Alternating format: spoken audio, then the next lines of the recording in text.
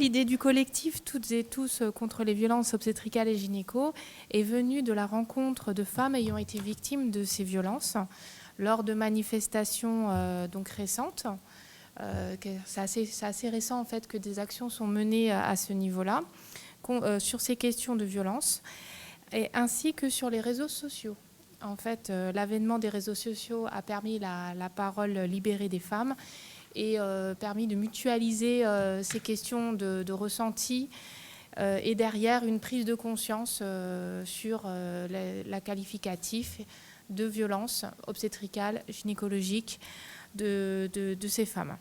Donc ces violences-là, elles ont été définies, vous avez bien défini tout à l'heure. Le Haut Conseil à l'égalité entre les femmes et les hommes a remis un rapport en juin 2018 où il précise la qualification des actes sexistes.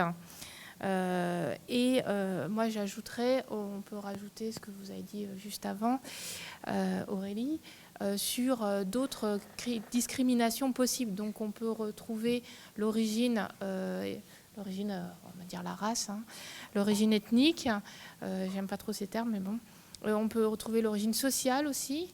On peut retrouver la grossophobie, en fait, sur le physique de la femme. En fait, toutes les discriminations sont possibles, même le handicap. Je peux rajouter aussi que le Haut Conseil a dit dans son rapport que ces violences étaient systémiques. Donc en fait, c'est pas sporadique, c'est pas quelques personnes qui sont violentes. C'est des violences qui ont lieu de manière systémique et qui ne sont pas forcément réparties de manière égale sur le territoire, mais en tous les cas, on les retrouve partout. Donc notre action, en fait, nous dénonçons les fausses croyances autour de la naissance, nous luttons contre les sexismes et nous combattons le déni des pratiques médicales délétères, en fait. Nous participons à de nombreuses manifestations pour faire connaître ces violences et les sortir du déni social. Parce qu'actuellement, on a du mal à faire reconnaître ces violences obstétricales et gynécologiques par la société. Pas uniquement par le corps médical, mais par la société en général. Donc nous axons notre action sur à vouloir changer cette prise en charge médicale qui, pour nous, est la pierre angulaire en fait, de ces violences. Nous avons collaboré avec d'autres mouvements, comme Nous Toutes, qui a eu l'action du 24 novembre dernier contre les violences faites aux femmes. Nous avons publié des tribunes dans la presse nationale, nous avons relayé des initiatives individuelles et d'organisations. Nous relayons aussi les informations sur notre page internet pour faire connaître nos revendications et mobiliser le réseau. Parce qu'il ne faut pas se leurrer, cette mobilisation actuelle, elle est grâce aux réseaux sociaux. Donc dernièrement, nous avons soutenu Gwen, qui est une étudiante sage-femme belge, qui a porté plainte à l'encontre de l'ordre à l'Ordre national des médecins français, contre le président du SINGOF, Bernardo Rochambeau, qui a invité ses adhérents. Donc le SINGOF, c'est le syndicat des gynécologues et obstétriciens français, le principal, qui a invité ses adhérents à la grève de l'IVG. Donc faut voir que cette action avait des répercussions sur le suivi de gynécologique et bien sûr les conséquences au niveau obstétrical. Donc le but du collectif est également de sensibiliser les professionnels de santé afin d'améliorer la prise en charge des femmes dans le respect de la loi, des recommandations nationales, donc la Haute Autorité de la Santé, du Collège national des gynécologues obstétriciens français et international de l'OMS. N'oublions pas l'Académie de médecine qui a rendu un rapport en septembre dernier sur la bienveillance envers les femmes qui a été noté à encourager, parce que tout comme l'OMS qui a aussi sorti un appel à plus de bienveillance envers les femmes. Donc actuellement, nous avons une position de patiente experte, c'est un nouveau terme, qui vise à aider au changement des mentalités dans la profession et les pratiques médicales jugées inutiles et délétères au bien-être des femmes et de leurs nouveau-nés, voire délétères pour leur santé, pas que le bien-être.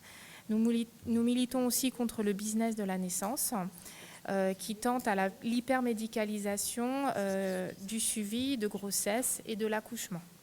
Ces actes médicaux inutiles, loin de la physiologie, justifiés par des besoins organisationnels, parfois financiers également, perturbent et donc violentent. Ces contraintes aboutissent à des violences ressenties par ces femmes, ou réelles, peuvent être démontrées de manière factuelle. Donc, à titre d'exemple, nous avons dénoncé et relayé sur nos pages Internet le CIM 37, qui est un calcul proposé par un gynécologue parisien de prédire la naissance par voie basse, qui a fait l'objet d'un relais sur Internet d'informations pour dénoncer l'inefficacité de la méthode, qui ne se reposait sur aucune vérité scientifique, et qui a été derrière fait l'objet d'une publication du Collège national des gynécologues obstétriciens français, donc le CNGOF, pour justement aussi dénoncer ce genre de pratiques qui n'avaient pas de véracité et voilà. Donc en fait, notre action et l'action d'autres associations ont permis de mettre à jour cette tentative de business inutile, en fait, qui n'a aucun intérêt médical et ne serait-ce que même sur le plan émotionnel et pour les femmes. Donc j'ai envie d'accentuer cette intervention sur l'autonomie des femmes qui, plus que jamais, aujourd'hui, lorsqu'elles donnent leur naissance à leur enfant, est rendue impossible. En fait, la standardisation des méthodes de suivi et d'accouchement et la réduction des lieux d'accouchement ne permettent pas aux femmes d'être autonomes et de choisir pour elles-mêmes. Je citerai à titre d'exemple les protocoles qui sont très normés, qui sont l'outil de standardisation en fait, de ces prises en charge, imposent une systématisation du recours à la péridurale, l'accouchement dirigé. On a tendance à aller vers le déclenchement des femmes. Il y a une petite tendance actuelle de certains gynécologues qui énoncent des j'accouche les femmes à 39 semaines d'aménorrhée systématiquement. Donc en fait, la femme n'a pas la main sur son accouchement. Et aujourd'hui, les lieux d'accouchement se paupérisent, se raréfient. Je citerai quand même que les maternités de niveau 1, les petites maternités, sont fermées au bénéfice des maternités de niveau 2 et 3 qui ont la capacité d'accueillir de plus en plus de personnes. Donc là, on arrive vers quand même des méga-maternités. Il y a une déshumanisation totale de l'accouchement en France. Et donc, pour revenir à cette autonomie et pour parler de violence, je trouve que l'avis est rarement sollicité, l'avis des femmes est rarement sollicité lors des actes médicaux qui sont pratiqués sur elles. Pourtant, la loi Kouchner l'y oblige, de 2004, sur l'obligation de demander le consentement. De nombreuses femmes ne réalisent pas le vécu de violences ou les violences subies lors des événements ou immédiatement après l'accouchement ou l'acte médical, mais bien souvent après des années, voire il faut une réflexion menée avec d'autres professionnels de santé ou en interne avec des amis ou des personnes militantes féministes. Donc justement, l'avènement des réseaux sociaux a permis à ces femmes de mutualiser leur expérience et de mettre des mots sur ce qu'elles ont vécu et de verbaliser ces émotions, ces sentiments et d'aider aussi ces femmes à sortir de leur situation de dépression. Parce que le vécu, la violence subie peut mener aussi à la dépression, et voire plus que la dépression. Il faut savoir que le taux de suicide le plus élevé chez les femmes, c'est l'année qui suit la naissance d'un enfant. Donc on est loin de l'insatisfaction que certains professionnels de santé mettent en avant en parlant d'idéalisation de l'accouchement. Donc beaucoup de femmes savent que l'accouchement tel que vécu n'aurait pas dû avoir lieu, ne devrait pas être ce qui s'est passé. Et je dis que donner naissance à son enfant est un événement personnel et intime, un passage psychique, social, fondamental dans la vie d'une femme, et que bien souvent le passif de ces femmes ne permettent pas d'appréhender les informations qui leur sont fournies, qui sont bien souvent partielles par leurs soignants, et elles n'ont pas la capacité ni la connaissance suffisante pour donner un consentement éclairé et pouvoir être pertinentes dans leur choix, dans la recherche de méthodes ou de services d'accompagnement de l'accouchement. Aujourd'hui, en France, il y a une vraie problématique autour de ce que veulent les femmes. Et ça vient, je pense, de cette dichotomie depuis la médicalisation de l'accouchement dans les années 50-60 et de l'hospitalisation des femmes qui les a éloignées de cette transmission de femmes de génération en génération sur la connaissance de leur corps.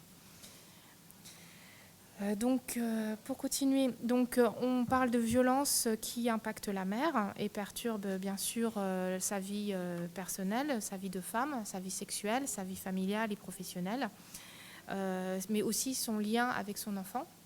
Donc l'enfant aussi est impacté directement, le nouveau-né, et les liens entre la mère et l'enfant peuvent être durablement pénalisés, voire complètement coupés. Et c'est la société complète qui est impactée en fait par ces violences. Certains actes extrêmes comme l'épisiotomie et la césarienne à vif, qui ne sont pas si rares, entraînent des stress post-traumatiques. Ils détruisent ces femmes en fait. Elles nécessitent un vrai travail de soins, de suivi psychiatrique, psychologique et un investissement financier conséquent pour la guérison. Donc il n'est pas normal que les professionnels banalisent ces violences qui peuvent être extrêmes et létales. Si on prend en compte le taux de suicide de ces femmes. On va parler des recours en justice. Donc en fait, actuellement, les femmes méconnaissent leurs droits. Elles ne connaissent pas les recours possibles. Il faut savoir que dans les centres hospitaliers, il y a des commissions des usagers pour leur permettre de manifester leurs problématiques auprès des professionnels qui les ont suivis, des conciliations à l'hôpital ou avec le professionnel incriminé. Elles peuvent avoir recours aussi auprès de l'ordre des médecins ou des sages-femmes. Faut savoir que selon les chiffres que j'ai pu trouver auprès du compte-rendu de le Haut Conseil à l'égalité, seulement en 2016, il y a eu 48 plaintes qui se rapprochent de ces violences gynécologiques obstétricales et seulement 15 décisions ont été rendues. Nous n'avons pas de statistiques sur les autres jugements pour la cour, pour tout ce qui est cour pénale et plainte au civil. Il faut savoir que malgré les recommandations du HCE, il n'y a pas de procédure spécifique effectuée par l'Ordre national des médecins comme recommandé par le HCE et que ceci pose la problématique de la reconnaissance en fait, de ces violences faites aux femmes puisqu'aujourd'hui, il est très compliqué pour elles de porter plainte ou demander ne serait-ce qu'une reconnaissance de ces violences.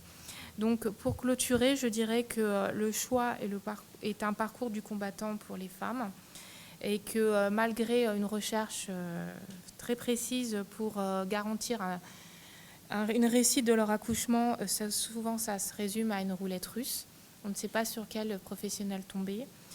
Et que la demande de ces femmes en termes de physiologie de l'accouchement est une demande légitime et qu'actuellement il y a une régression en termes de choix, que les maternités se regroupent, que les pôles physio disparaissent à l'exemple du pôle physiologique de la maternité de Cergy, que l'expérimentation des maisons de naissance n'a toujours pas abouti, que l'accouchement à domicile est mis sur la sellette avec la difficulté pour ces sages-femmes de pratiquer leur métier compte tenu d'exigences financières pour les assurances qui réclament des sommes très élevées pour leurs revenus.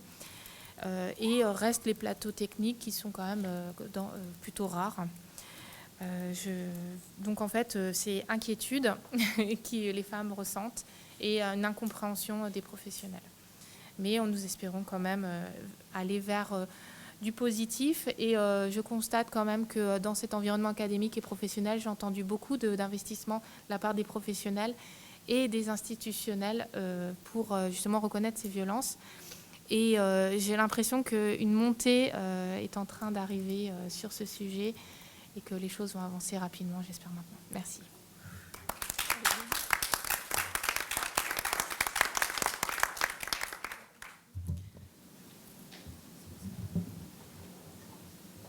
Merci. Pour revenir à la question des femmes, en fait, ce qui a été démontré par le HCE, c'est que ces violences sont sexistes dans le sens où elles s'adressent qu'à des femmes. En fait, c'est sur des femmes qu'ont lieu ces violences, indifférenciées de la part du genre de l'agresseur, en fait. Ça a été bien expliqué dans le rapport du HCE. Et pour le coup, ça explique bien aussi ce patriarcat en France qui a une grande puissance, un grand pouvoir et dirige un peu les institutions et les actes des soignants. J'aimerais, moi, rajouter sur le fait qu'une femme, quand elle est enceinte et qu'elle va accoucher, n'a pas forcément une idée précise de ce qu'elle va vivre. Donc, quand on parle d'accompagnement, c'est vraiment l'accompagner dans son expérience qui est, on va dire, initiatique. Même quand on a déjà accouché une fois, on ne sait pas ce que ça va redonner la fois suivante.